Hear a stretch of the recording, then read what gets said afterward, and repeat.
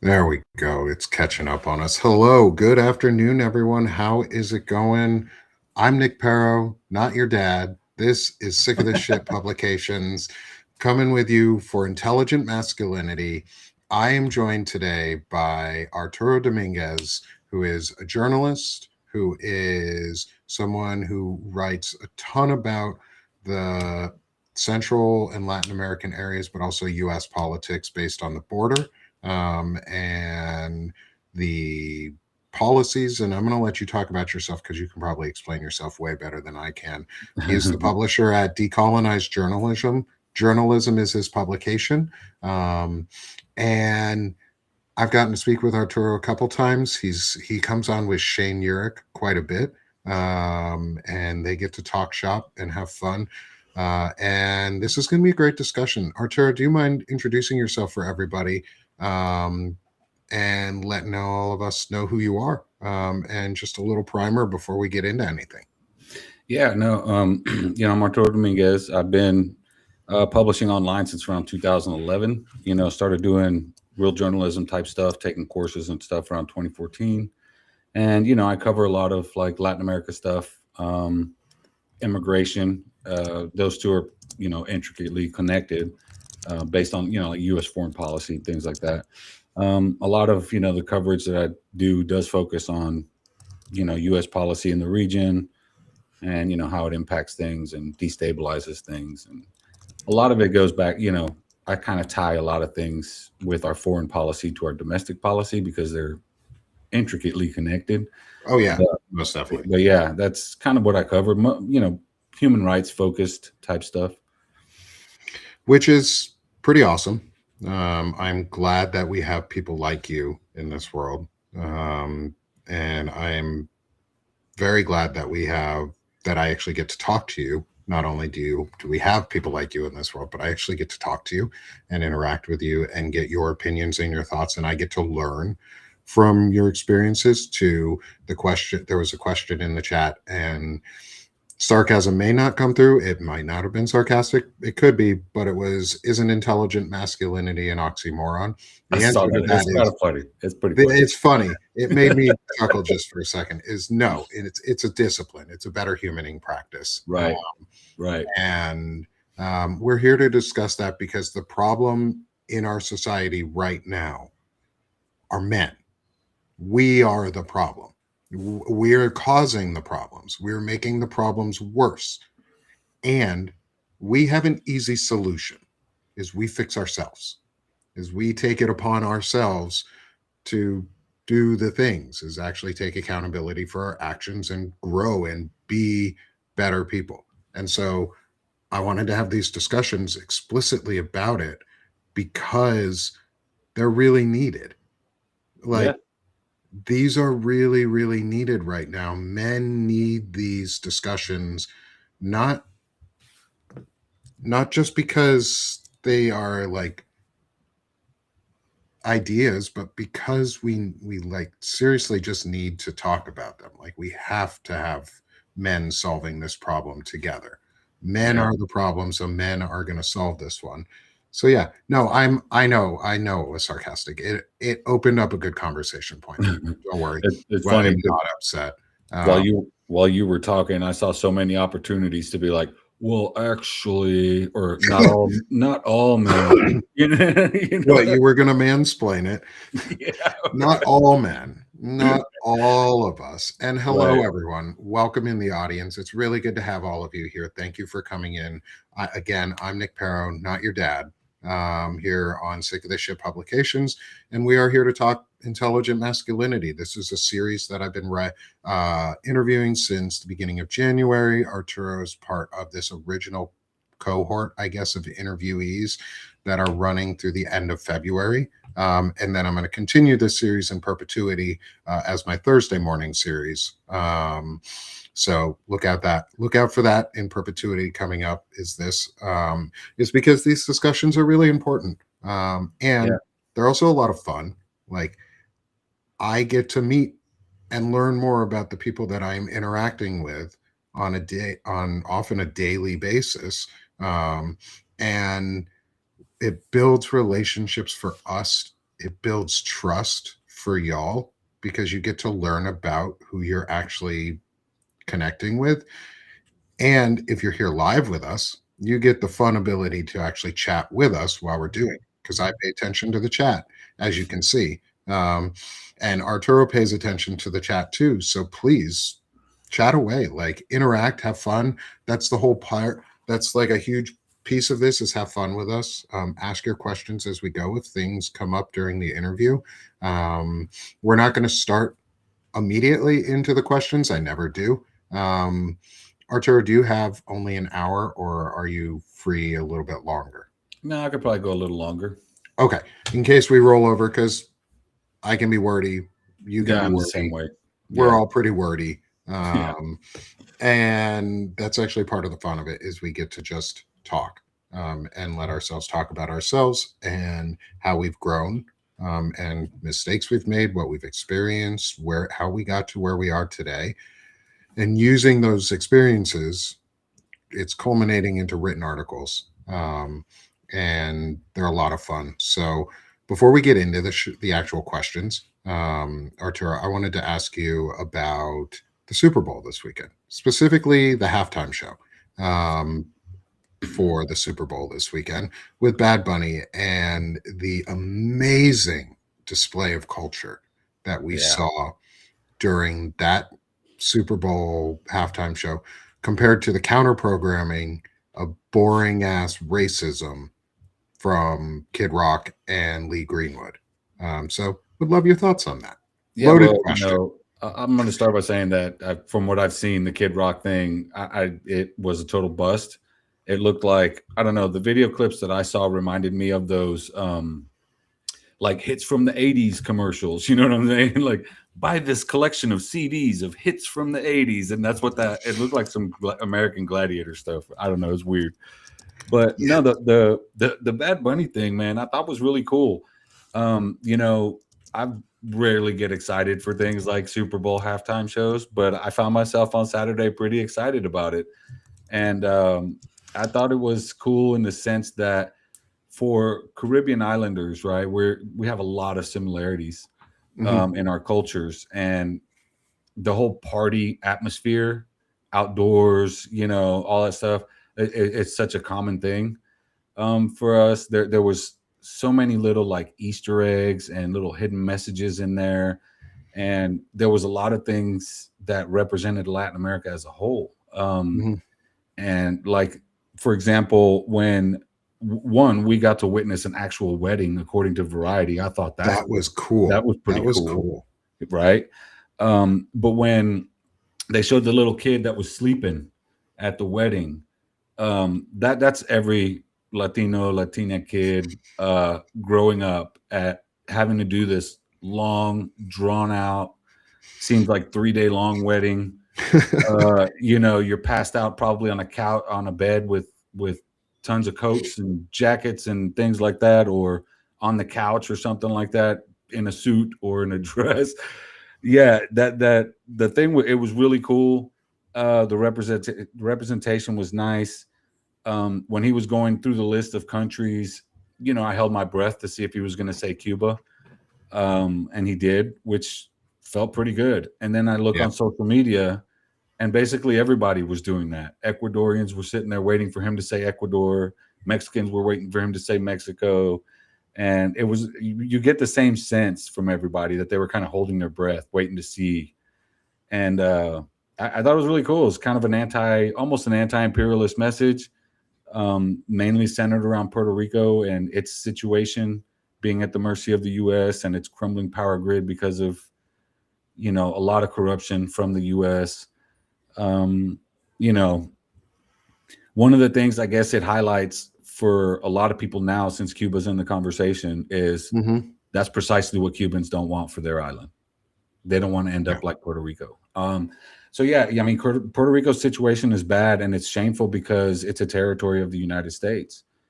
So yeah, like there was a lot of that messaging in that show, and I thought it was really cool. You know, from climbing on the telephone poles, all that stuff, that's all related to what's going on in Puerto Rico right now. So yeah, it was awesome. It was really cool. Yeah.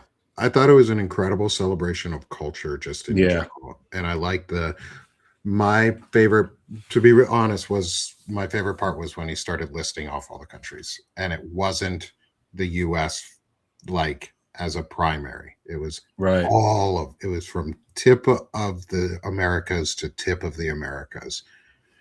And what it got me thinking about was I lived in Panama for about a month and a half, a couple years ago now.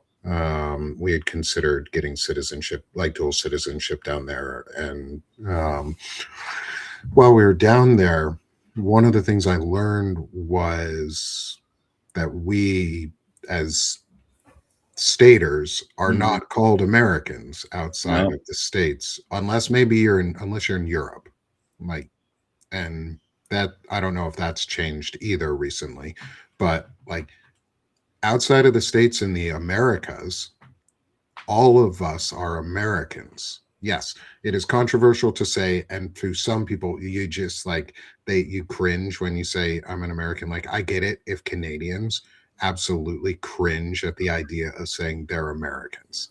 I Yeah. get it. I Yeah. get it. We have made that idea toxic to them. Like, however, we're staters. We're not all of the Americas. And I thought it was really cool to just be reminded of that in not a it wasn't a shaming way. It wasn't meant Right. to shame. It was meant to express we're all equally like beautiful and we can all contribute to this amazing tapestry that is the Americas. And I like that. Like Yeah. You music to know, me is such a powerful thing. yeah, and it speaks to a lot too. Like it kind of highlights how much everyone in this hemisphere, from Canada all the way to the southern tip of South America, have so much in common because we're Mhm. interconnected by the land in that sense. A lot of people don't realize that, the population in Latin America is twice that of the United States and Canada put together. There's I 700, didn't know that. 750 million people in Latin America. You I didn't know, know that. That's crazy. yeah. So like, it's just, it's crazy to me. Like, there's a lot of little things like that we just don't get. And, it's funny that we're kind of talking about the masculinity question today because, a lot of what we're seeing coming out of the White House and all this rhetoric and all this machismo and all this, that's what that is, right? That's toxic masculinity being weaponized and doing real harm to people. And in this sense, in this particular case, that toxic masculinity is a white Christian nationalist type of toxic masculinity, right? They look down on women, Mhm. they look down on white people, they look at other countries and they think they're superior to everybody else. That's the nationalism part. And Mhm. then, all the bigotry and everything comes from the Christian and the white part. So it's just that's kind of where we are. Like when you see U.S. interventions in Latin America, a lot of it is that it's white Christian nationalism. It's the whole manifest destiny, divine providence, blah blah blah. To have seek Yeah. dominion over other people, and that's all part of toxic masculinity. That all feeds toxic masculinity. I've been speaking up about Cuba a lot lately, right? Because my family's Mhm. there and things are getting bad.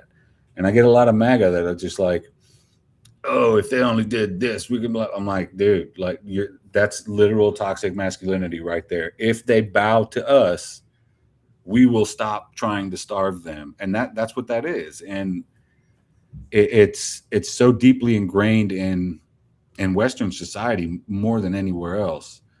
Yeah. And it's a driving factor in like everything. I was looking today at, just out of curiosity, what the demographics were in the Senate compared to the U.S. population. Oh, I saw that note you put out. Yeah, Yeah. right. I posted a note. I'm like, holy cow, this is ridiculous.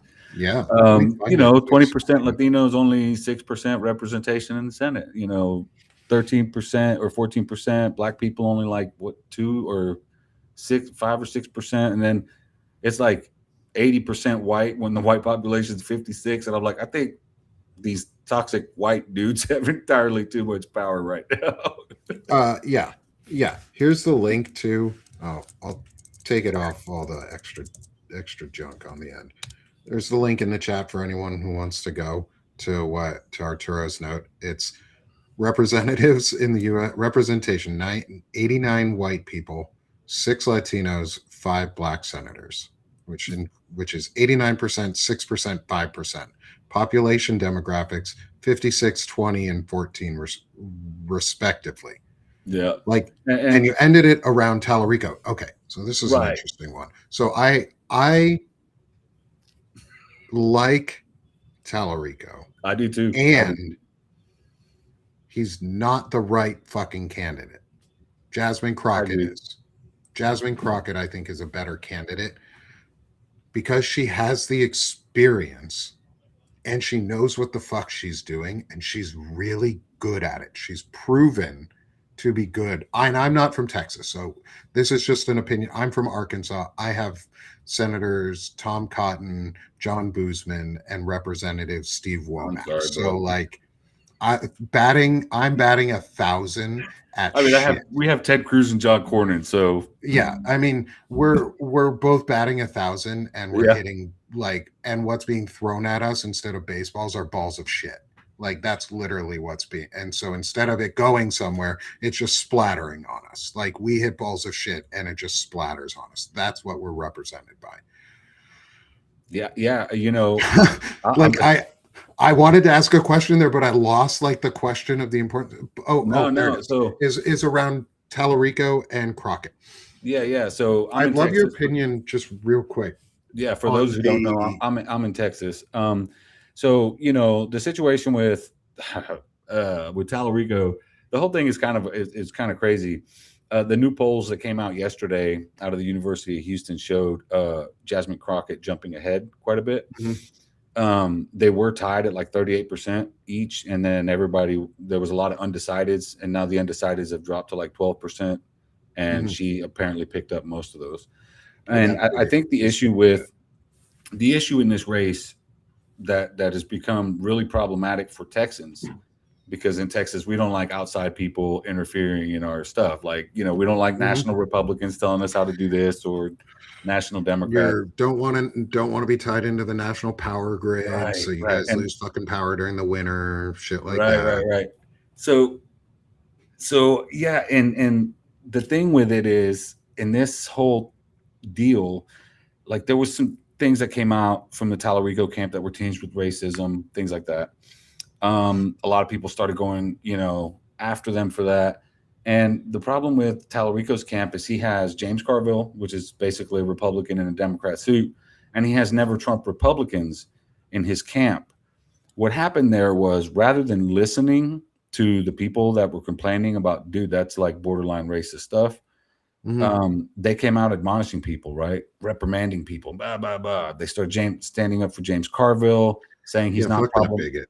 Right. Like, that dude had said something about Obama needs to go smoke crack or something in 2013. How can you say he's not problematic? Anyway, right? Like, he's a racist. In my opinion, he's a racist. Yeah, me too. My opinion too. And, you know, a lot of these, I think when the James Carvilles and these, like Tim Miller from the Bulwark and a lot of these other Never Trump Republicans started getting involved in the online debate around these questions of, you know, dog whistle racism, it exposed the Republicans, the Never Trump Republicans, in showing that that's what they want to go back to. They want to go back to dog whistle politics, not the overt stuff Trump's doing. And, you know, they were the ones pushing this whole idea that we need a white man to win if we want to win Texas. Bro, you're not even in Texas. You don't know nothing about Texas. The last white man who ran for Senate lost to a Latino. Don't tell me we need another white man. You know what I mean? There's so many things wrong with that statement. And honestly, I think that might be what got me to look in the makeup of the Senate was, you know, all this talk about we need a white man. That's such a huge turnoff. And all these Republicans and James Carville are doing more harm than good for Tallarico's campaign. And at the end of the day, now that I think about it, since we're talking about masculinity, it's all white men that were coming out and defending the racist stuff. It's all white men defending James Carville. They're ignoring the black voices speaking up. They're ignoring the Latino voices speaking up. So yeah, here we are again, somehow back to toxic masculinity. Yeah, It's it's just it's crazy all how there. it's everywhere. It's everywhere. Yeah, yeah, it's what we're trying to fix is a cultural thing here. Yeah, Like yeah, they hooked into the right wing hooked into a cultural thing, specifically around purity culture, because yeah. America, white America, is very Protestant and Presbyterian based and very purity culture based. A lot of what we consider white American culture is purity culture, Right. Mormons, things like that. And I do talk shit on you, Mormons. Like, sorry if you're in my audience who's a Mormon, but your religion is literally founded on the genocide of Native Americans and white nationalism. Like, Yeah. it is manifest destiny as a religion based on the fraudulent claims of Joseph Smith, who was a fraud, who was a pedophile, which is a child rapist, and an adulterer who took other men's wives, and turned them into his. He Wow. was a he was a disgusting person, and he died for his crimes. Um, and Mormonism idolizes him. They Yeah. founded a religion on it, and black people were only allowed into the religion like a couple years ago Yeah. in Like its in the last history. 5, 10 years. Yeah. Yeah, Yeah. like Mormonism is a white nationalist religion. It just doesn't like ever talking about it, and nobody ever mentions that. Um, but I do. I like to talk about it because that type of culture is fueling all of this purity culture, this soft girl, this trad wife. Which, if you haven't heard about soft girl, and you're a girl dad, you better learn about what soft girl pipeline is. It is the targeted pipeline for underage, for children to turn into trad wives. It is a targeted campaign to turn children into trad wives called soft girls. On the male side, there's a really bad thing that I told Arturo about before the show, which we won't get very far into, but it's something I will be talking more about, is looks maxing, which is a body mutilation thing that typically men do, to turn themselves into a scale from pure Adam to Chad, to like Chad light, to other things. So if you start hearing terms like this, fucking talk to your kids about them. It's called looks maxing. If you are a parent, look this shit up, because it's super fucking important, because it's damaging, not only physically, but it's mentally and emotionally damaging. These kids are like taught to take steroids at young ages. They're mutilating themselves to make this fake perfection. It is like what we all look at in the movies about people turning themselves into these hyper sexualized or hyper figurized people for Aryan views or Aryan body image. That's what they're doing. It's gross, it's Yeah. harmful, and it's part of the toxic masculinity pipeline, where the accountability is forked off of the men and told, you can do this. It's not your fault. Like, you're an incel. It's not your fault that you can't get a girl. It's all their fault. Right. So here, try and look this perfect part and you'll get the girls. But if you don't, it's still their fault, not your fault. Never your fault. Um, Yeah. The whole it's gross. white supremacy thing, the whole idea of it, and this whole Adonis or whatever look they're trying to go for. It's toxic masculinity 100%. Mhm. You ask anybody who's white, really, but if you really want to get under a racist skin, ask them to define what white is. Is it white Anglo-Saxon Protestant? Is it Aryan? Is it Boer? Is Mhm. it, you know what I mean? There's so many different white people in Yeah. Europe that even if you're talking just Northern Europe alone, are Irish white, British will tell you no. Benjamin Mhm. Franklin didn't think so. Didn't think Spaniards or Italians or French were white. Now we think they're all white. So, Mhm. um, you know, are you Caucasian? You don't know. Anybody who says they're pure blood, whatever, man, come on. Nobody's Yeah, pure like blood. Nobody's pure blood anything. Everybody's a mutt at this point. We are all mutts at this point. Yeah, We're all human. Right. And that's the thing. Like, it kills me because, I'm Latino, I'm Cuban, right? For all intents and purposes in the U.S., I'm Latino or Hispanic. But because, my parents are from 90 miles off the coast of Florida, not that far, I'm not white, right? Because we're mixed. We are quote unquote, you're islanders. we're the colonized. Others. They're the colonizers. So, that's essentially where the line for whiteness is drawn with them. And it makes no damn sense. It really doesn't. A lot of my life I'm walking around, I didn't assume anybody thought I was anything. But the minute they hear me speak Spanish, they're like, "Oh man, I thought you were white." I'm like, "I'm not." They're like, "Well, you're not white. I'm like, "Oh, I need two whites." Okay. Oh, yeah, you need that double white. You're right. I have to have two whites. And then they're like, "I didn't know you spoke Mexican." I'm like, it's Spanish, bro. Like, in Texas, everybody thinks Spanish, or not everybody, but a lot of people think Spanish is Mexican. Like, I didn't think you speak Spanish. I'm like, if anything, I speak Cuban Spanish, which is basic. Well, I call it street Spanish. Our Caribbean Islander Spanish is a mix of Spanish and indigenous and a lot of African stuff, so it's kind of a combination of Spanish, but we talk fast and skip over a lot of stuff.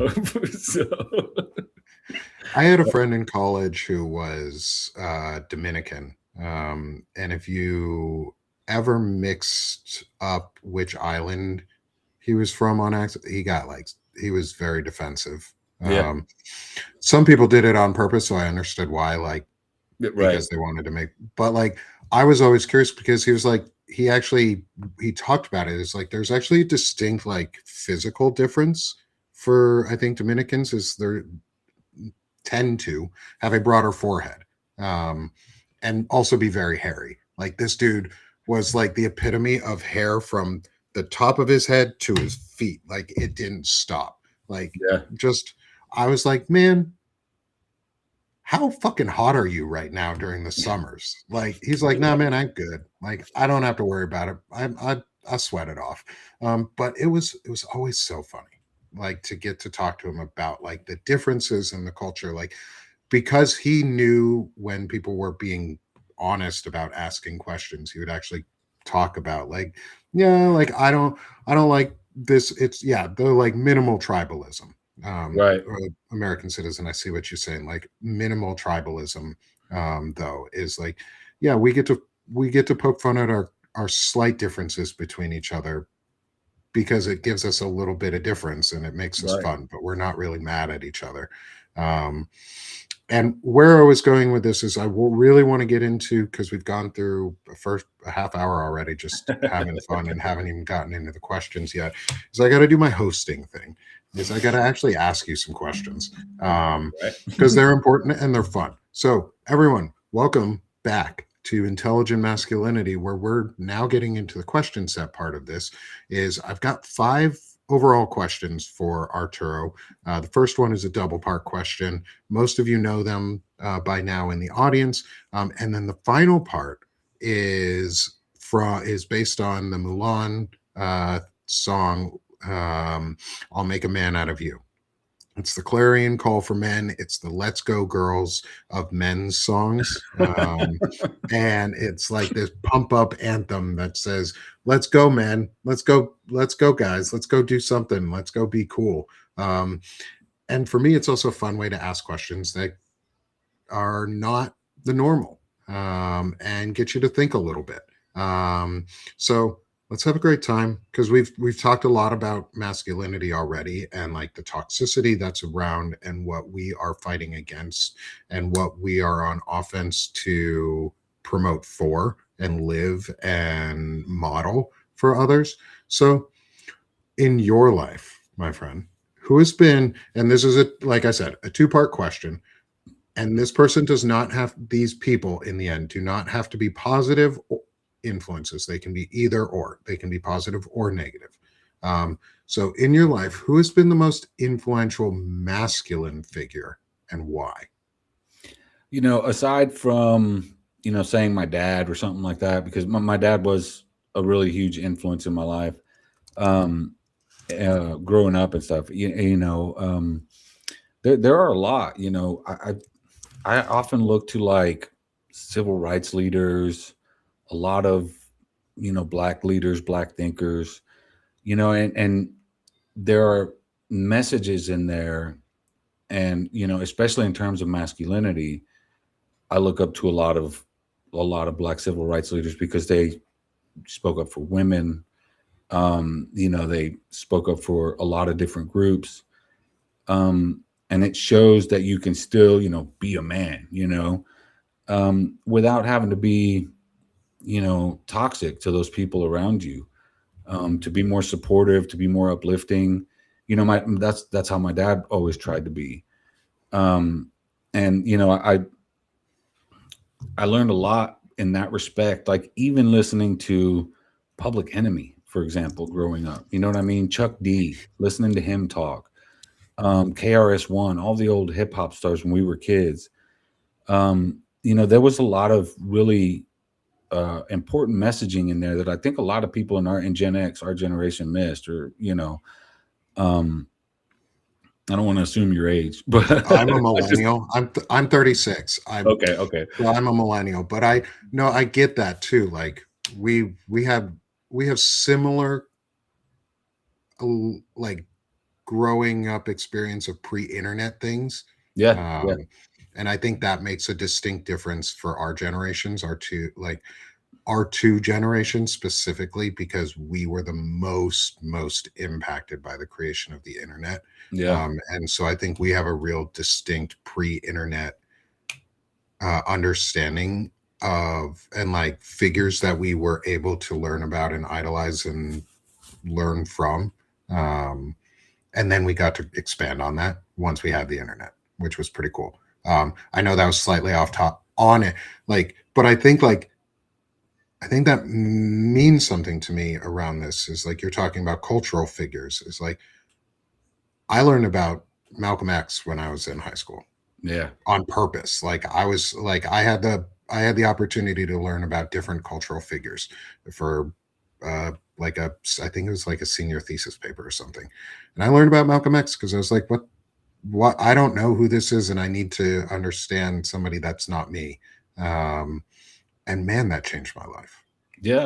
yeah. And that's the thing. I always when we talk about toxic masculinity and like influences like that, Malcolm X is a great example.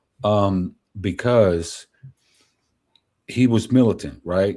He Hmm. spoke with militant language. He spoke in a way that scared some people, especially white people. But yet, behind the scenes, like if anybody's read the autobiography of Malcolm X, I mean, this guy, he was, you know, he cared about his family. He cared about his kids. He treated his family with respect. Like certain things he didn't do around his wife. Like he didn't, try not to yell, try not to cuss around the kid. Like he tried to be mindful. Yeah, and when you listen to guys like this and they focus on how important the mother is in a family, um, particularly to the children, and it's like they put mom in the middle and everybody's orbiting around her. And that's kind of how I see guys who can still, bring it, be tough, be the man they're supposed to be, but still being mindful, and uplifting people and doing the right thing. I mean, there's so many great examples. But again, I always go back to my dad, and I think a lot of this has to do with like Latino culture in general, right? There's a lot of machismo, and a Hmm. lot of it can be very toxic. But at the end of the day, for the most part, culturally, we uphold our women, um, because we understand how important they are. And in our culture, typically, the man goes to work, mom stays home with the kids, cleans the house, cooks, whatever. Man helps do that when he's home. sometimes husband cooks, when after work and things like that. And it's just, you see this level of respect for, the opposite sex, even trans people or gay people. You see this certain level of respect that you just don't really see in Western culture anymore, because I think there's the difference in a lot of this is the sense of community that you Yeah. have in so-called third world countries compared to the rugged individualism of the United States. Yes. Yeah. Oh, absolutely. I agree there. So go into that for me on your idea of the distinct, like the importance of that, because I fully agree. I think that part of one of the main failings of America is we believe in this idea of rugged individualism over community. And when I talk more on my like political side of things, is one of the big things I've realized for like just in general is democracy is community at scale, Right, and fascism is domestic abuse at scale. And that's right. from your weirdo friend on that one, and that's a great lesson. Is fascism is abuse at scale, is domestic violence at scale, basically, Yeah, um, compared that's a to good one. democracy, which is community at scale. And I think that's super important to get from some of these lessons. And yeah, and so in the chat, Eric, you do have a good point too on like Malcolm X had to learn to tolerate others. He grew as a person. He didn't like Jewish people for a while, and he learned after going to prison. And that's okay because he learned. He Right, didn't know. He had an opinion that wasn't based in good information, and then he changed his opinion and he was right. And willing to learn. that's kind of emblematic of how we are as we're growing up, right? Like, Mhm. it's not like we're born knowing everything. And a lot of what we learn happens as we go through life. So sometimes we say stupid shit. Sometimes, yeah, I remember going camping with a bunch of my friends. We were talking about being in a band. There was a whole bunch of us, the band, the whole crew, and everybody. And one girl was like making sandwiches before we started going down the Guadalupe River in inner tubes here in Texas. And I made a joke, right? Yeah, that's what women's supposed to be doing, making me a damn sandwich. Afterwards, I went to eat a sandwich and the cheese still had the wrapper on it. Another one had bark in it. I was like, what the fuck? And it was all fun and games, but at the time, it's still toxic, right? Even if it's a Mhm. joke. And like, you say stupid things and then you learn a valuable lesson right there. Oh And yeah. it just so happens that I happen to be a Cuban man and I said that to a Puerto Rican girl. So there you have it. That's kind of what Yeah. happens. And that's why we respect our women, because they'll make you pay if you don't. Um, so I yeah, I think it's mean, also important that you listen. That to me, one of the big important things is you listened. Like you took accountability in the end. Yeah, you said something shitty, and we all have. We've been there. There's a reason why I purposely talk like when I degrade men specifically, or when I insult other people. I do it using male anatomy. yeah, Like, isn't it more insulting to be called a testicle? Like, how should like you're a soft, weak little ball that gets kicked and you go down and you break. Like, hey, I do sometimes call people ball bags on the internet. So yeah, like you're a dirty ball sack. You yeah, smell like a taint. Like that's gross. Or like yeah, Stephen Miller, you look like a penis you are the smeglamaniac. You are that gross yeasty shit on an unclean, uncircumcised penis. You're a yeast infection of a human being. Like that's more disgusting than calling somebody a pussy. Like yeah. here's the thing, pussies can take poundings, balls cannot. Like balls cannot. So testicles, penises, they can't do that. They get broke. So like just saying, you Yeah, got like women are the stronger gender. And it's okay to admit that in a for me anyways, women are a stronger gender. Not that gender is really like a distinct thing. Like there are gender fluid. There's everywhere in between. It's a spectrum, just like almost everything else in our lives is yeah, a spectrum. everything. I'm pretty sure it's okay that gender and sexuality can be spectrums too. Like, get Yeah. over it, Christian nationalists. Like, uh, you guys kind of suck. You're boring. Like, that's the thing I've noticed too. They're just boring people. They Yeah, have yeah, no culture. They have no fun. They don't want to do nice things or go celebrate art. They're boring, yeah. boring And ass fucking people.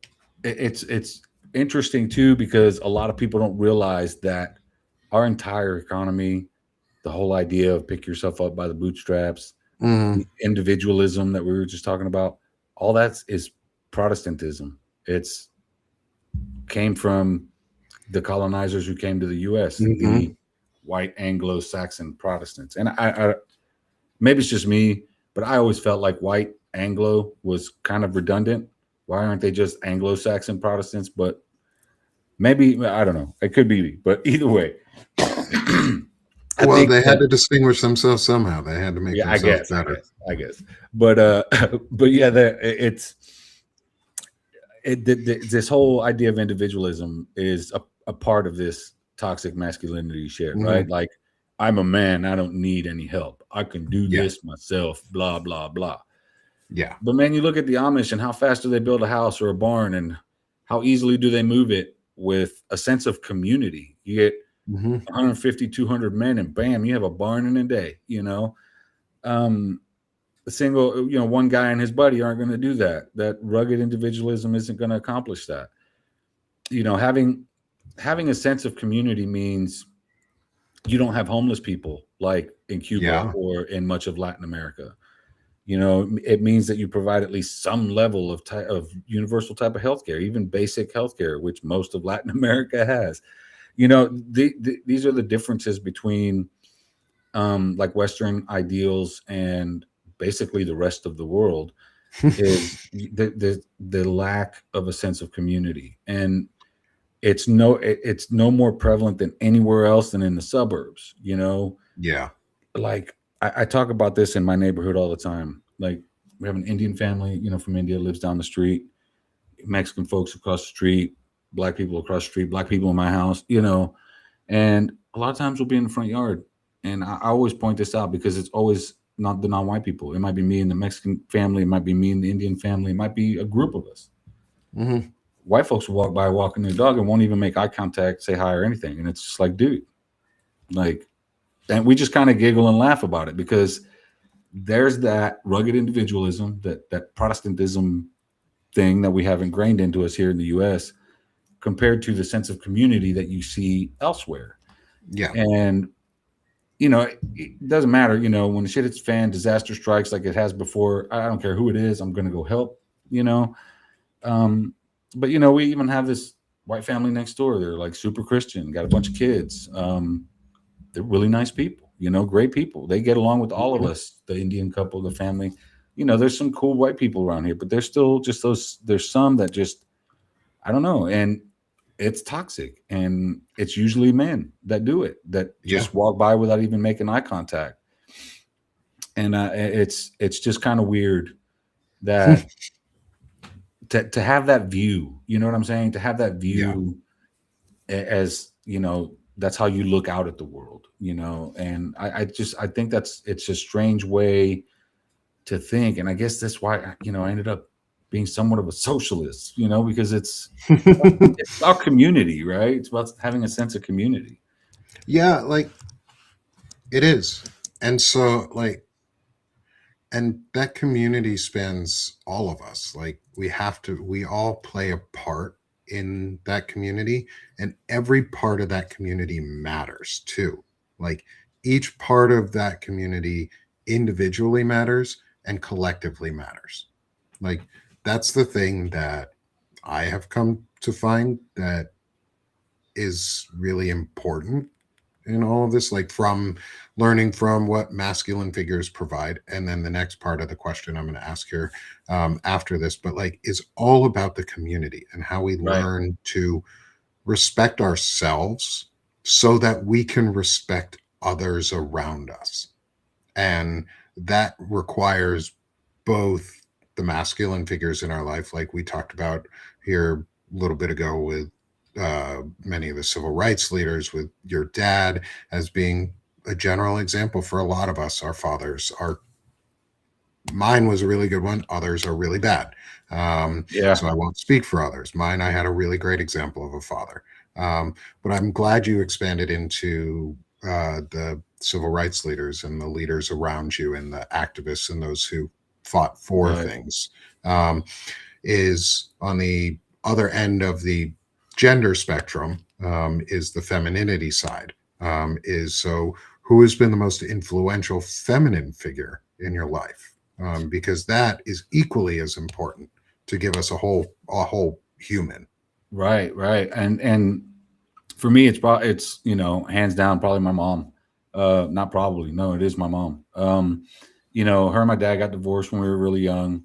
When I was really young, and she was pretty much single mom most of our life, raising three boys in Union City, New Jersey, of all places. Well, that's not Uh, easy. yeah, and crime was bad at the time. Cities were on the verge of bankruptcy up there in the Northeast. New York City was like all Mhm. these, everything was terrible at the time. Yeah. We lived in a pretty crappy community, but we got along, we got through. Um, a lot of having to fend for ourselves in the streets. But we Mhm. were latchkey kids. We had the keys to the house after school. Mom's at work doing the thing. Always came home, made dinner. It's always Cuban food, just like we still eat today. I still make Cuban food almost every night for dinner.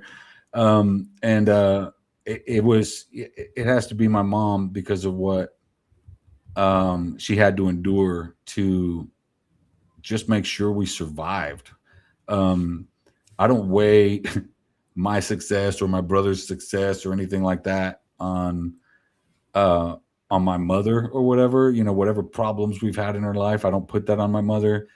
Her job was to make sure we survived, had food to eat, had to bathe, Mhm. got to school, and she did that. And yeah, it was tough. It was tough. We grew up pretty rough. A lot of getting beat up, a lot of fighting. Living in the hood type situation, but she was always there, and somehow we got through.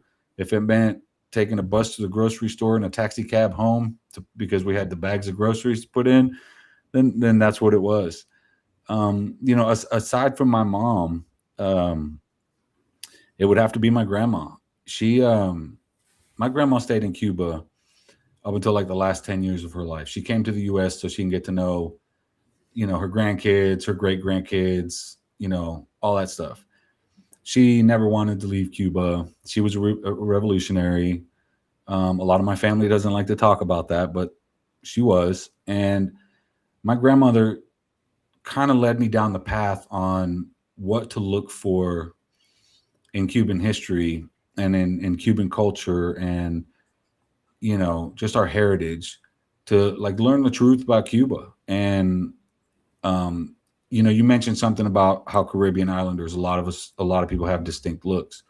Mhm. And this is true for the Afro-Cuban population. It's because they're all Yoruban from that region of Africa, which is Ethiopia now, I believe. And um, growing up, like my grandma was telling me how much in Cuba, how much they celebrate, their African lineage, the heritage, and it's celebrated across the island, across races, across Yeah. ethnicities and stuff. And they have festivals, and it's an everyday thing. Like they don't have a Black History Month because they don't need a Black History Month.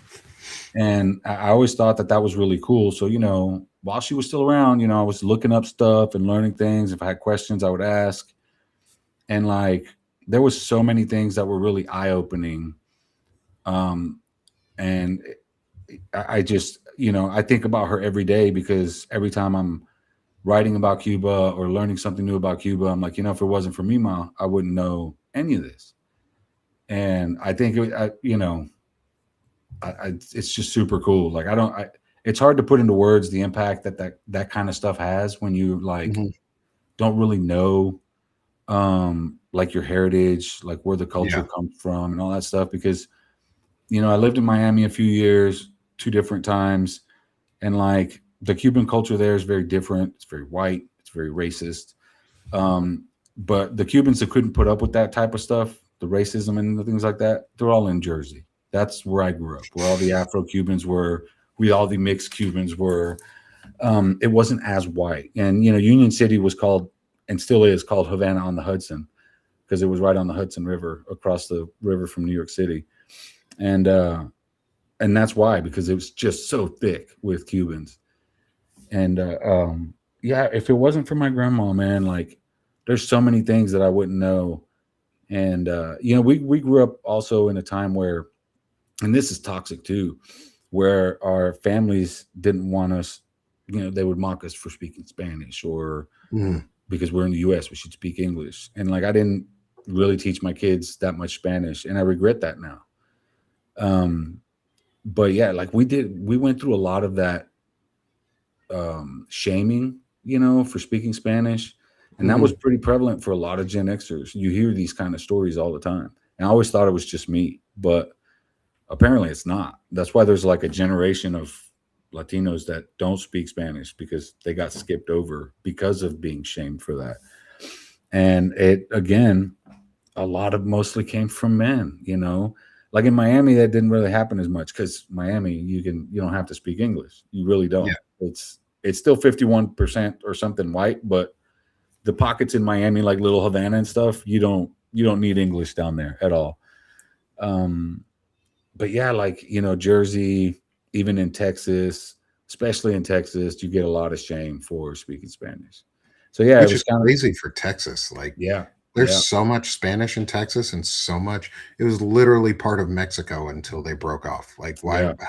How would they not speak Spanish? Like, the Spanish colonized Mexico. It was funny because Texas, like, it's history.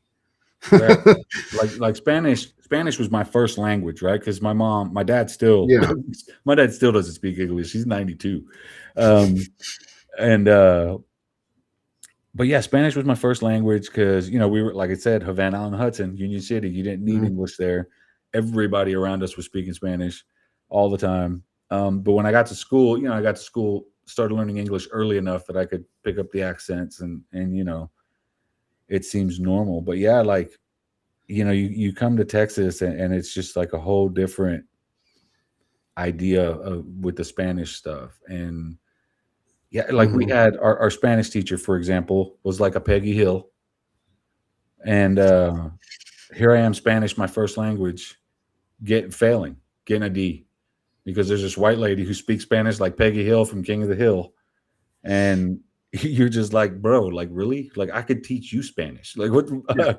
So yeah, it's a weird cultural, like, it was a huge culture shock moving to Texas from Jersey. That's for damn sure. Moving to Miami from Jersey was a culture shock, but moving to Texas was very weird, very weird. But yeah, there was a lot of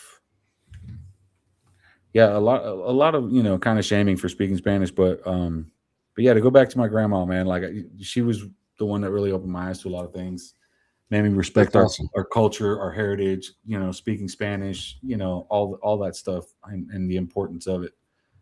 So yeah, maybe I learned late about the importance of teaching my kids to speak Spanish, but at least I learned the value of it thanks to her.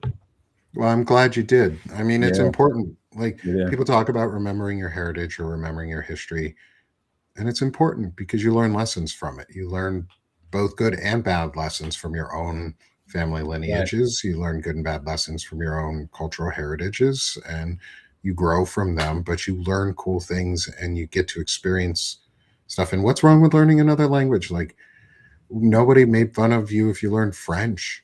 Right. Like, I learned French growing up in high school. Like, we're right next to Canada, to Quebec. It made sense that we learned French, because if I wanted to go to Canada, I would go speak French to the French Canadians. Like, but it's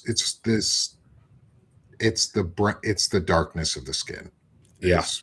What it comes down to is it's the darkness of the skin. It's the melanin content that people really need.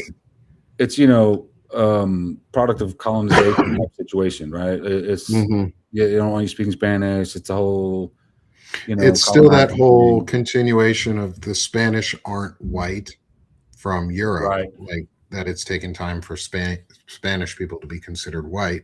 It's a second-class European nation, I guess, or would have been for a long time, until they became, like, identified as, like, a white nation, just like the Greeks and the Italians and the Irish and a lot of Jewish people. Like, we're not white.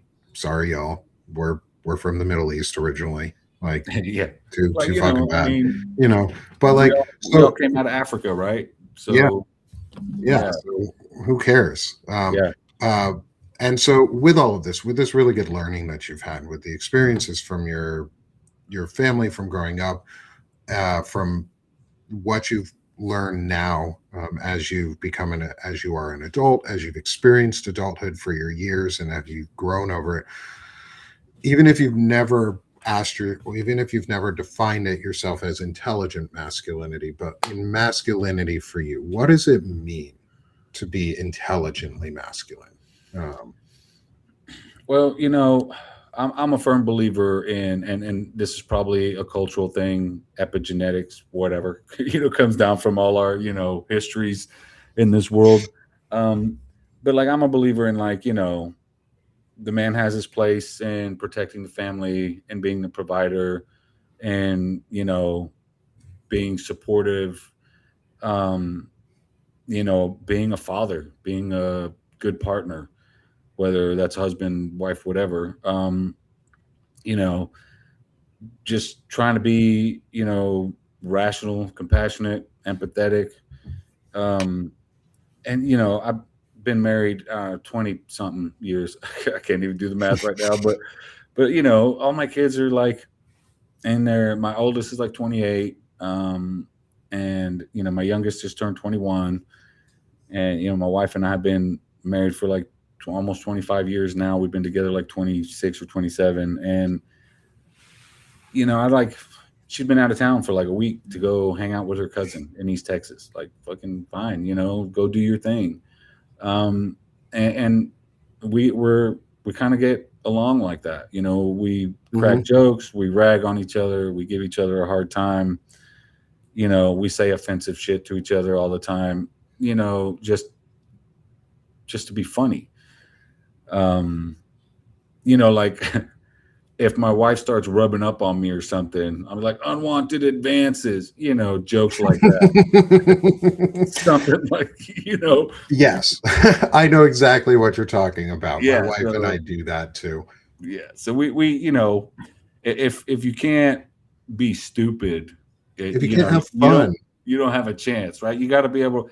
One of the things that's important in life is, even as an adult, and I know it's going to sound stupid, is playing, man. You got to play. You got to be able to play, whether it's with your spouse, horse playing, running around, doing whatever. You got to be able to have fun. You have to be able to enjoy the life you have. Like, the situation right now for a lot of us sucks. It really does. Helicopters flying over, ice everywhere, threatening Cuba. Friends, family, everybody's under threat. But like, somehow in all this chaos and all this misery, sometimes we have some of the best moments in our lives.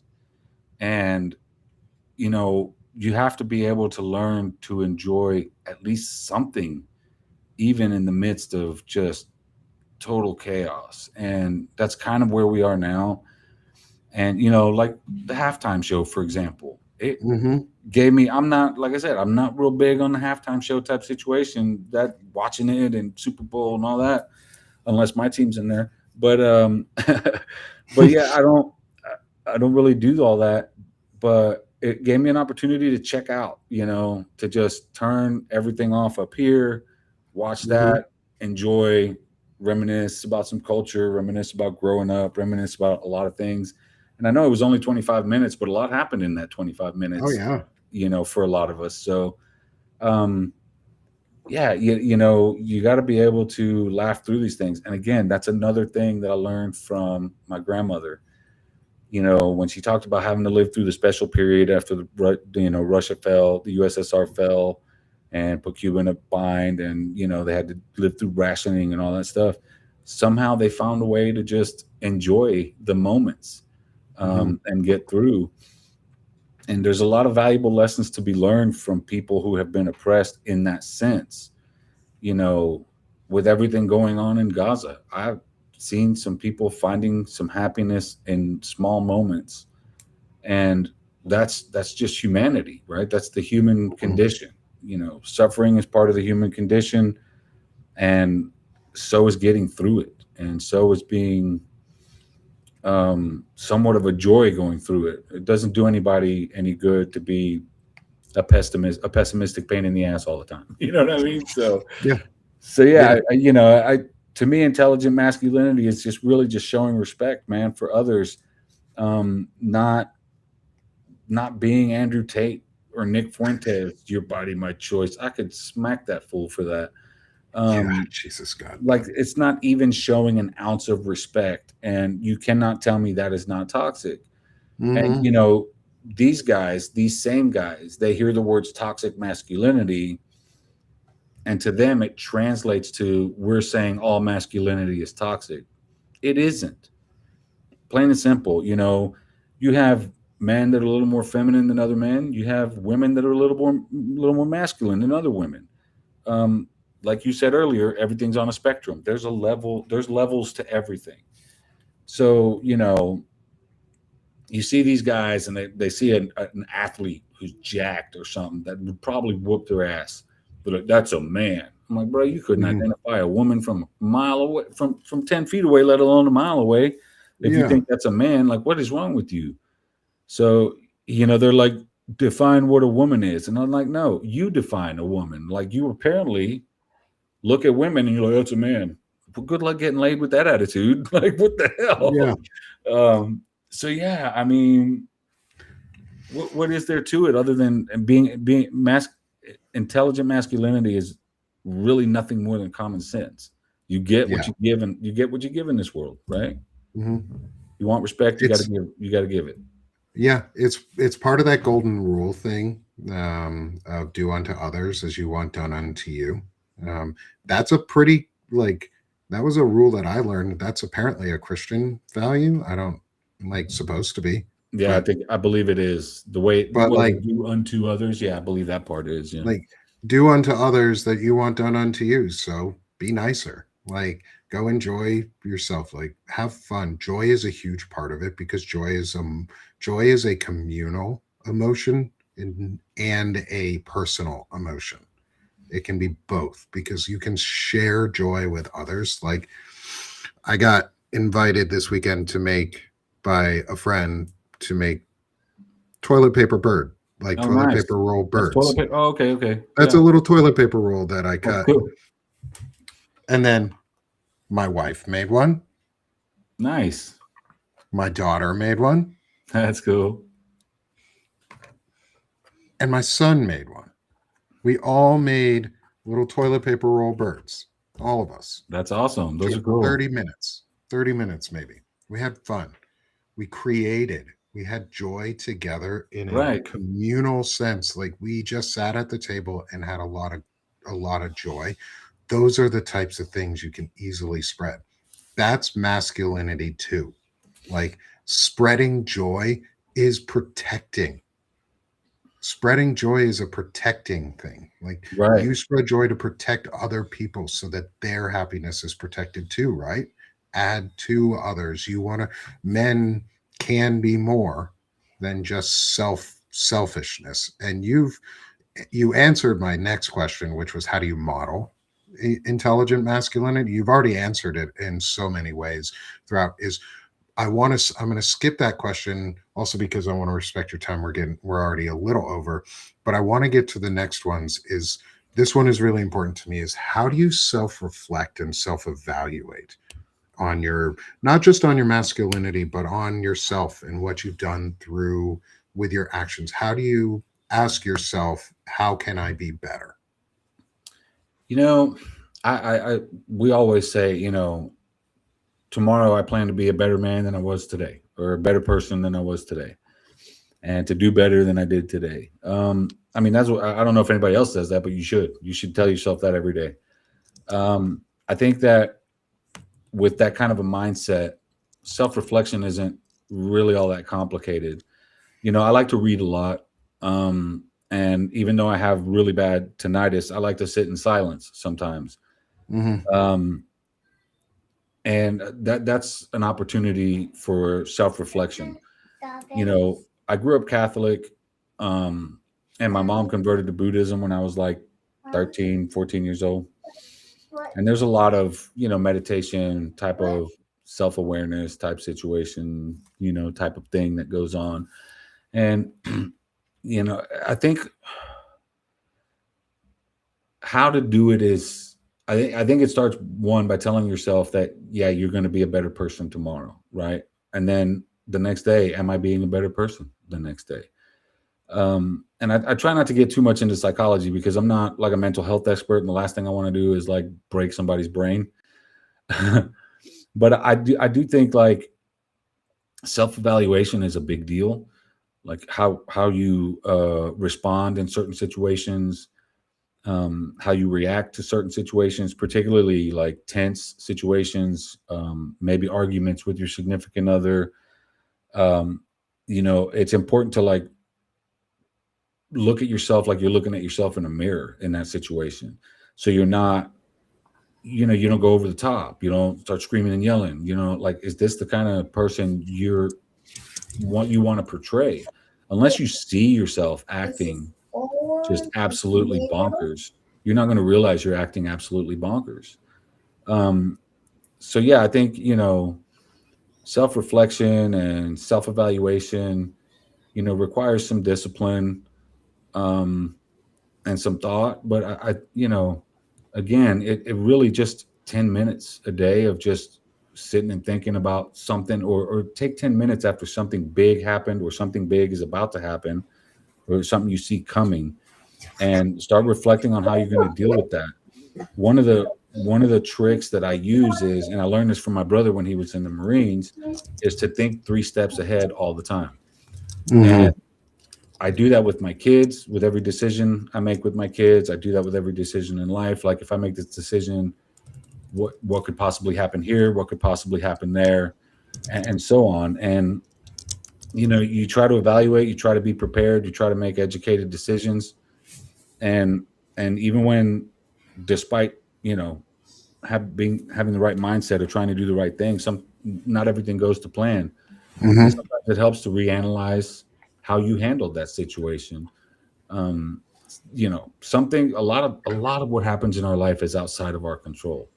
I would say majority of it, but how we respond to it is absolutely in our control. And this doesn't mean being passive. This doesn't mean letting somebody like target you or your family or anything like that, because anybody who knows my history knows I spent a lot of nights in jail fighting with Nazis or people who threaten my kids or something like that. And, in Texas, we have dueling laws. As long as no weapons are involved and as long as both parties are willing participants, they throw you in a drunk tank for 8 hours, whether you're drunk or not, and then they cut you loose. I did a lot of that. And I'll defend my family from anybody or anything. And that, I think that to me is part of intelligent masculinity, but without the ability to self-reflect and self-evaluate, how do you know you're not going too far? You know what I mean? How do you know you're not the one being the provocateur? And, you have to make sure you're not that guy. And all the self-reflection and self-evaluation in my life has led me to constantly be in a defensive position, not an offensive position. I'm a gun owner. I own a lot of guns, but I own guns from a defensive standpoint. I'm not out there packing heat, flashing my gun around. I'm not on the internet bragging about it. I'm not posting pictures about it. I'm not trying to intimidate anybody.